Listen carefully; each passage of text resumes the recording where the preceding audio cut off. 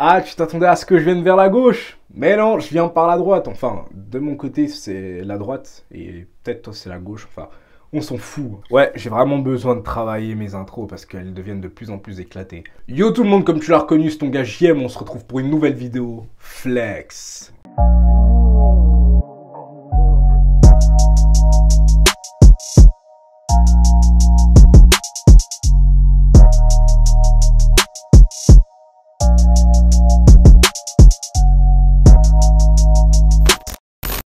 Vous êtes sûrement en train de vous dire pourquoi le mec est tellement joyeux et tellement agréable alors qu'il va nous parler d'un sujet de merde. En vrai, c'est un sujet pas très joyeux, difficile à aborder.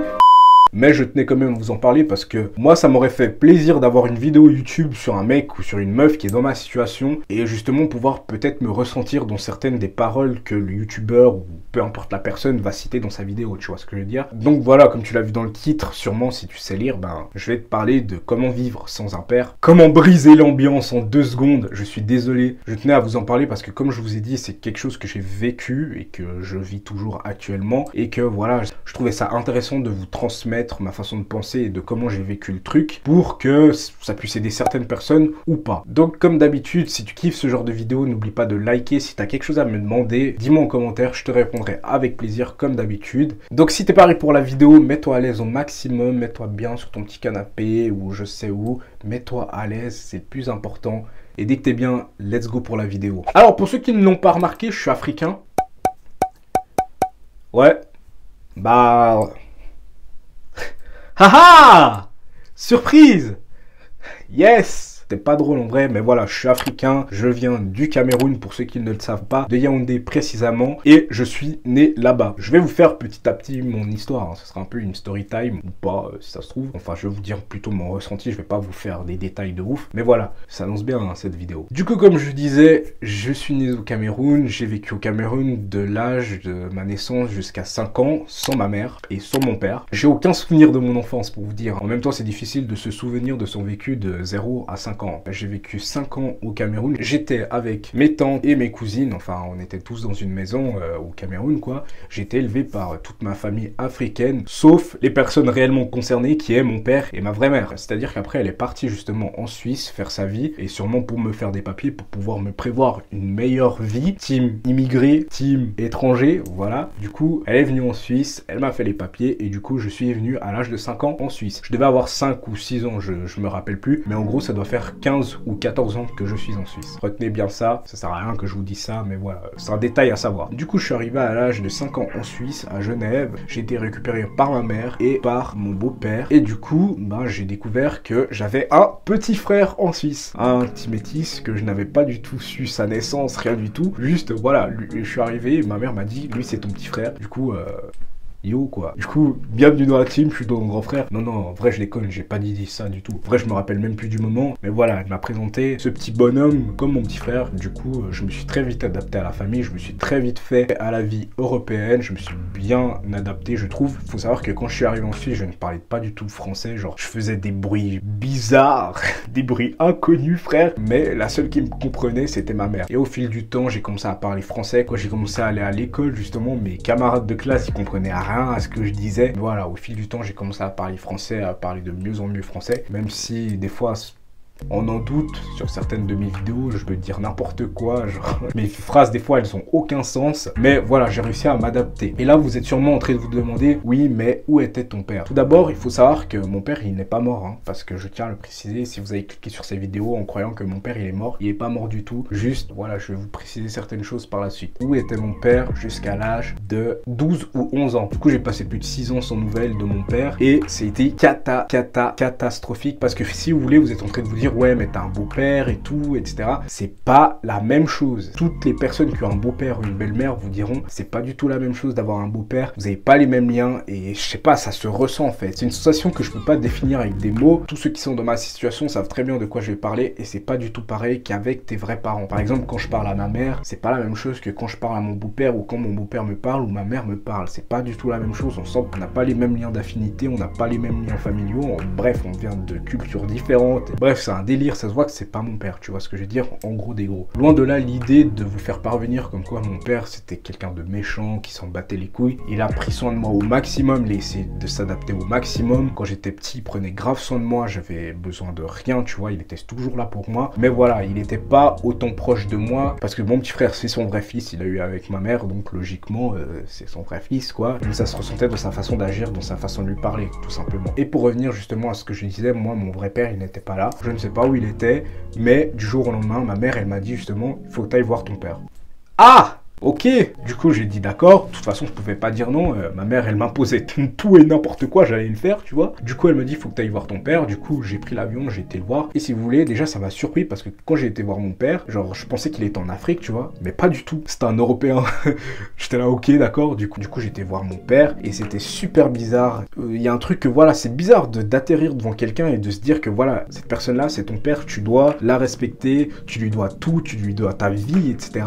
Et c'est bizarre de se dire ça du jour au lendemain, étant donné que j'ai vécu plus de 11 ans sans lui précédemment et que voilà, je suis juste là pour le voir pendant 2 jours. Nice. Du coup, ben j'ai fait sa connaissance. Il m'a jamais expliqué pourquoi il n'était pas là, parce que vous connaissez très bien les darons africains. Ils veulent jamais dire ses sentiments, ils veulent jamais parler de leur passé. Bref, c'est un coffre-fort. Je ne saurais jamais, même à l'heure actuelle, je ne saurais jamais pourquoi il n'était pas là, tu vois. Et il m'a fait découvrir son environnement, j'ai appris à le connaître, etc. Mais il y avait toujours cette gêne, tu vois. Il y avait cette gêne de ouf. Même des fois, je me sentais mal, je me sentais vraiment mal. Du coup, je suis resté avec lui 2 jours ou 3 jours, un truc comme ça la première fois. Et voilà, c'est quelqu'un de simple, qui se prend pas la tête, qui a vraiment des valeurs de la vie de ouf. Ça m'a plutôt étonné, étant donné qu'il a laissé ma mère, vas-y, toute seule, débrouille-toi, etc. Et du jour au lendemain, bah genre, tu reviens et tu me dis, vas-y, je suis là. Alors qu'il a vraiment eu un sens de la vie, mais tellement simple, tellement, voilà, c'est vraiment quelqu'un de très humble et quelqu'un de très simple. Du coup, c'est pour ça que ça m'a vraiment étonné. Du coup, je suis resté avec lui, etc. J'ai appris à le connaître et je suis rentré en Suisse. Et après ça, je pensais que justement, ça allait relancer un truc, que voilà, je me suis dit, vas-y, c'est cool, j'ai enfin vu mon père. Au lieu de penser au négatif, que voilà, ça fait longtemps que je l'ai pas vu, pense plutôt au positif. Et voilà, tu vas enfin pouvoir apprendre à le connaître de mieux en mieux. Parce que oui, j'ai la chance d'avoir un père. Donc voilà, pour moi, c'était vraiment important de me dire ça et de me dire, ouais, ne bâcle pas tout, ne sois pas réticent, etc. Essaye de t'investir au maximum. Et suite à mon retour, j'ai plus eu de nouvelles de lui pendant 4 ans. Normal, why? Genre en mode j'ai fait quelque chose de mal. Et en vrai, je l'ai super mal vécu. Pas par rapport à lui, tu vois, mais le fait de ne pas avoir de personnes masculines du même sang que moi qui puissent me comprendre, qu'on puisse, voilà, partager certaines choses. C'est pas quelque chose que je pouvais faire avec mon père, parce que déjà, avec mon beau-père, on n'est pas de la même culture. C'est pas un Africain, c'est un Suisse 100%, tu vois. Voilà, on n'a pas la même façon de penser, on n'a pas les mêmes cultures et c'est totalement compréhensible. Et dans mon enfance, il me manquait ça de ouf. Du coup, je faisais n'importe quoi quand j'étais plus petit, je faisais l'intéressant pour pouvoir me faire démarquer et ça m'a porté justement préjudice. Je vous en ferai sûrement une autre vidéo où je vous expliquerai mon enfance, mes notes, etc. Mais franchement, j'ai pas hâte de vous faire cette vidéo parce que ça va être ficha de ouf. Mais voilà, je vais quand même la faire parce que voilà, vous êtes comme ma famille et c'est quand même important que je sois transparent avec vous, que je vous explique ma vie un peu pour que vous voyez quel type de personne je suis. Du coup, plus eu de nouvelles et 4 ans plus tard, ben justement, ma mère elle me dit faut que tu ailles voir ton père. Du coup, ben je suis retourné, sauf que cette fois, je suis allé 2 semaines le voir et c'était les 2 semaines les plus longues de ma vie. J'avais tellement envie de rentrer chez moi, je m'ennuyais tellement, c'était la mort, tu vois ce que je veux dire. En fait, j'y arrivais plus, j'avais eu ce blocage, il y a eu trop de temps d'attente en fait. Et je pense qu'en fait, au bout d'un moment, quand t'attends sur quelqu'un, bah au bout d'un moment, il y a une saturation et t'as plus envie de te donner en fait. Tu vois ce que je veux dire? Surtout qu'il faisait pas d'efforts, que voilà, il essayait pas de me contacter. Et au bout d'un moment, moi, j'ai zappé, j'ai dit, écoute, c'est mort. On a essayé, ça n'a pas marché. T'es quelqu'un de très pris. Et moi, ça me saoule tout simplement. Moi, déjà que je suis quelqu'un de très fermé, si tu fais la personne qui n'est pas intéressée, qui force pas, ben, je vais me braquer de ouf et je vais laisser tomber. Je suis vraiment quelqu'un de naze, je sais, tu vois. Mais je me suis renfermé. Et au bout d'un moment, ça a été trop tard, en fait. Il y avait un moment, justement, où il fallait revenir et être là pour moi, mentalement. Et pour moi, en fait, il a loupé le coche. Et tout ce que j'ai pu faire précédemment, j'aurais sûrement pu le faire autrement et en fait je l'ai super mal vécu. Ne croyez pas que je prends ça comme excuse, mais je sais quand même ce que j'ai vécu dans mon enfance et c'est comme ça que je l'ai ressenti et il me manquait justement un père. Mais vous imaginez tellement pas comme j'ai eu tellement de merde dans ma vie, même actuellement il y en a toujours. D'ailleurs il y a une vidéo où je vous parle de ça, dans ma vidéo de pourquoi je n'étais pas là pendant 2 semaines, donc si tu fouilles un peu sur ma chaîne, où je te mettrai le lien là, va la voir, tu sauras de quoi je vais parler. Du coup je l'ai super mal vécu et au bout d'un moment j'ai eu une saturation, j'ai dit stop, ça suffit. suffit, ça sert à rien de forcer, c'est mort. Du coup, j'ai commencé à me reprendre en main, de me dire que voilà, j'ai ma mère en Suisse, et voilà, je n'ai que elle, même si oui, j'ai mon beau-père, tu vois, j'ai mon beau-père,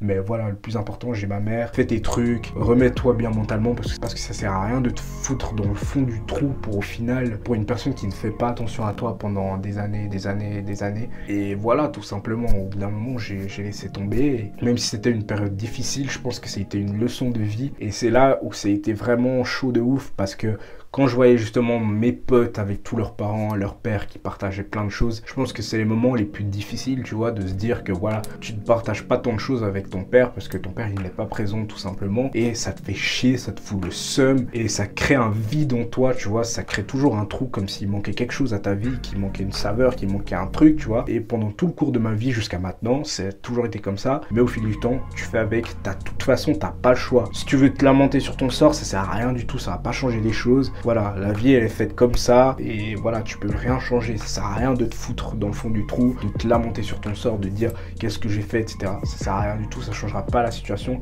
et surtout ça changera pas toutes les années que tu as vécues dans le vide, tu vois, avec ce trou. Donc mieux vaut s'habituer de ce trou que de se lamenter de pourquoi on a ce trou là, tu vois ce que je veux dire. Au bout d'un moment même, tu vas commencer à oublier. Je dis pas que ouais, j'ai oublié mon père, mais actuellement je sais que j'ai un père, tu vois, mais dans ma vie de tous les jours, il m'apporte rien de ce qu'un parent pourrait m'apporter, tu vois. Je prends aucune nouvelle de moi, il y a rien du tout, il y a rien du tout. Et même actuellement, il y a saturation, ça sert plus à rien, tu vois ce que je veux dire. J'ai 20 ans, je vais bientôt faire ma vie toute seule.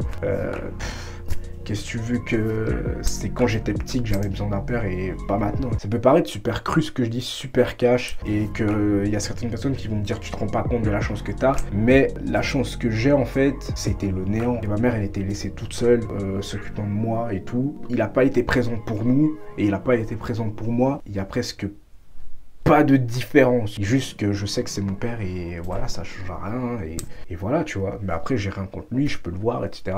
Mais moi, le moment le plus important où j'avais besoin de lui, il n'était pas là. Donc s'il y a des personnes dans mon cas, moi le conseil que je peux vous donner, c'est vraiment n'essayez pas de vous rendre intéressant pour attirer l'attention, parce que votre seul parent a déjà peut-être des problèmes et le fait de vous rendre intéressant, de faire le con, de faire n'importe quoi pour vous rendre intéressant, ça va encore lui causer plus de problèmes. Donc ça sert à rien du tout, ça va vous porter préjudice pour votre vie de plus tard. Et voilà, tout simplement, prenez soin de la personne la plus importante pour vous. Et voilà, j'ai pas besoin de faire des grands paragraphes, des grands textes de romance, mais voilà, vous savez très bien ce que vous avez à faire, vous êtes assez grand. En tout cas, c'était tout pour ma part. J'espère que cette petite vidéo, elle t'a plu. N'hésite pas à me dire si t'as une situation similaire en commentaire, ou viens carrément me DM sur Instagram, on en parle librement, ça me ferait super plaisir. Je sais que sur Instagram, je suis beaucoup plus explicite parce que voilà, c'est un côté privé et puis les personnes n'osent plus se confier à moi. Donc voilà, t'as mon Instagram un peu partout. En tout cas, c'était ton gars JM. Prends soin de toi au maximum.